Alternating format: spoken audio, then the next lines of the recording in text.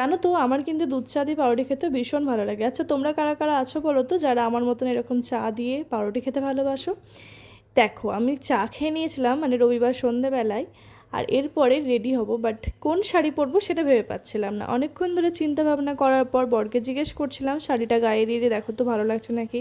ও বলছে যে না, এটা অন্য টাইমে শ্যুট ফুট করলে ঠিক আছে। আরও দুটো পরপর শাড়ি বার করলাম যেগুলো বিয়েতে পেয়েছিলাম, বাট সেগুলোও ইচ্ছে হলো না পরতে যেহেতু প্রচণ্ড গরম ছিল।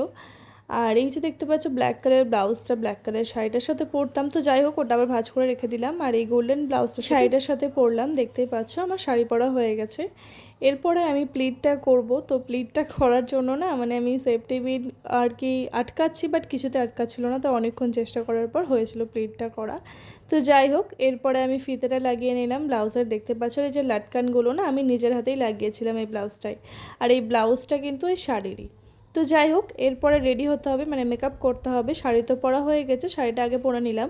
এরপরে আমি প্রথমে ময়শ্চারাইজার অ্যাপ্লাই করে নিলাম। গরম হোক কিংবা ঠান্ডা ময়শ্চারাইজার কিন্তু মাস্ট অ্যাপ্লাই করতেই হবে ফাউন্ডেশনের আগে। তো এরপরে আমি ডিরেক্ট ফাউন্ডেশন অ্যাপ্লাই করেছি, আর কিছু আমি ইউজ করিনি ময়শ্চারাইজার দেওয়ার পর, কারণ না খুব তাড়াতাড়ি আমি ঠিক করেছিলাম মেকআপটা করবো, গরমে ভালো লাগছিলো না, যতটা সিম্পল করা যায় আর কি মেকআপটা।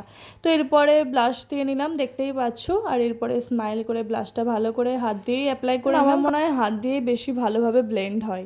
তো যাই হোক এরপরে আমি শাড়িটাকে মানে আঁচলটাকে ভালো করে আটকে নিলাম কোমরে, কারণ খুব মানে গরম লাগছিল। তো যাই হোক এরপরে আমি আইশ্যাডো একটা ইউজ করে নিয়েছিলাম গোল্ডেন কালারের, হাত দিয়েই দিয়ে নিলাম আঙুল দিয়ে। আর এরপরে আইব্রোটা করে নিলাম হালকা, আর এরপরে লিপস্টিক দেওয়ার পালা ছিল। তো এরপর লিপস্টিকও দিয়ে নিলাম, কাজলও দিয়ে নিলাম, আর ঠিক করেছিলাম লাইনারটা দেবো না। আর এরপরে জুয়েলারি কী পরবো সেটা ভেবে পাচ্ছিলাম না। আমার শাশুড়ি মাও এসেছিলো, তো শাশুড়ি মায়ের সাথে গল্প করতে করতে রেডি হচ্ছি। ভালো মতন জানি যে এই শাড়িটার সাথে এই মালাটা মানাবে না, তাও পরে দেখছিলাম। যাই হোক এরপরে এই মালাটা ট্রাই করলাম, একটু লালের মধ্যে ছিল।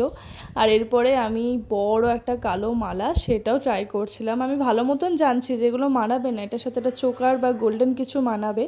তো আমি আর ভাবলাম যে বেশি কিছু সাজবো না, কানের একটু লং পরবো, আর মঙ্গলসূত্রটা ঠিক আছে, তাই আমি মঙ্গলসূত্রটাই পরে নিয়েছিলাম লাস্টে।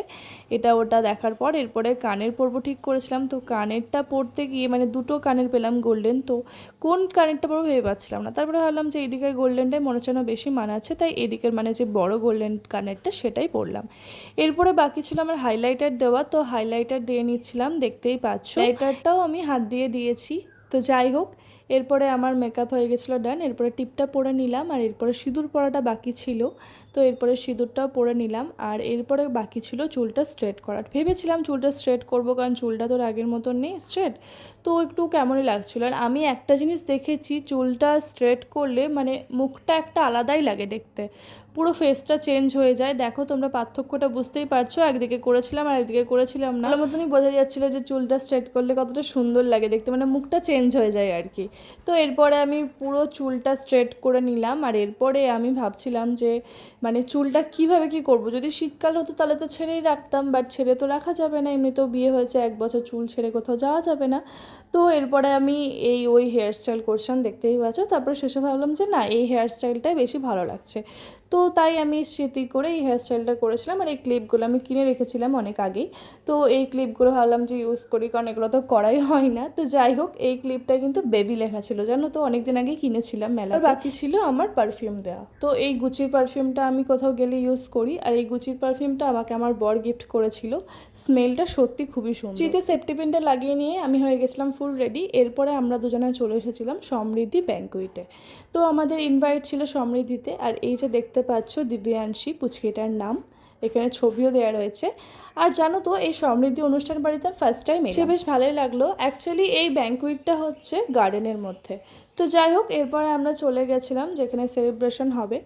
প্রথমেই আমরা স্টলে গেছিলাম, আর স্টলে গিয়ে নিয়ে নিয়েছিলাম চিকেন পকোড়া, পনির পকোড়াও ছিল, বাট আমি যেহেতু চিকেন লাভার তাই আমি চিকেনই খেয়েছিলাম, আমার বড় খেয়েছিল চিকেন পকোড়া। আর এরপরে খেয়ে নিয়েছিলাম ফুচকা। ফুচকাটা আমি একাই খেয়েছিলাম, আমার বর খায়নি। আর ফুচকাটা বেশ ভালোই খেতে করেছিল। আর ছিল থামস আপ ফ্রুটি স্টলে, বাট আমি খাইনি, কারণ থামস আপ খুব একটা খাই না, ফ্রুটিটা ইচ্ছে করছিল না। এরপরে দিব্যাংশীর কেক কাটা হচ্ছিল, দেখতেই পাচ্ছ। আমরা গেছিলাম ওই 9টার দিকে, তো আমরা ভালো টাইমেই গেছি, কেক কাটাটা আমরা দেখতে পেলাম। কাটার পর বরের সব বন্ধুরা, তারপরে বন্ধুর বউরা সবাই মিলে একসাথে একটা ফটো তুললাম, আমার ফোনেও রয়েছে। এরপর আমরা খেতে বসে পড়েছিলাম। প্রথমে ছিল মিনারেল ওয়াটার, এরপরে ছিল স্যালাড, আর তারপরে ছিল ফিশ কাটলেট তার সাথে সস। ফিশ কাটলেটটা বেশ ভালোই ছিল খেতে। আর এরপরে আমাদের দিয়ে দিয়েছিল ফ্রাইড রাইস আর তার সাথে চিকেন কষা। ফ্রাইড রাইস আর চিকেন কষা খাওয়ার পর আমাদের দিয়ে দিয়েছিল সাদা ভাত আর তার সাথে মাটন কষা, দেখতেই পাচ্ছ। এরপরে জমিয়ে খাওয়া দাওয়া করে নিচ্ছিলাম। আমাদের দিয়ে দিয়েছিল ভাপা সন্দেশ কি চাপ সন্দেশ বলে, আর এটা খেতে খুব ভালো লাগে। তার কারণ হচ্ছে মিষ্টিটা একটু কম থাকে এই মিষ্টিটার মধ্যে, সুগার ফ্রি টাইপ, তো ওই জন্য ভালো লাগে। আর তারপরে দিয়ে দিয়েছিল রসগোল্লা। এইসব খাওয়া দাওয়া করার পর হাত ধুয়ে উঠে পড়েছিলাম। তারপর আমাদের দিয়ে দিয়েছিল কুলফি, দেখতেই পাচ্ছ। কুলফিটা খাওয়ার পর আমাদের দিয়ে দিয়েছিল একটা পাস। তো যাই হোক, এখানে আমি কিছু ফটো তুলে নিয়েছিলাম, কারণ আমি যখন এসেছিলাম তখন ভিড় ছিল, তো তারপরে ফাঁকা হয়। তো দেখতেই পাচ্ছ, একদিকে খাওয়া দাওয়া চলছিল আর একদিকে ডেকোরেশন করা হয়েছিল।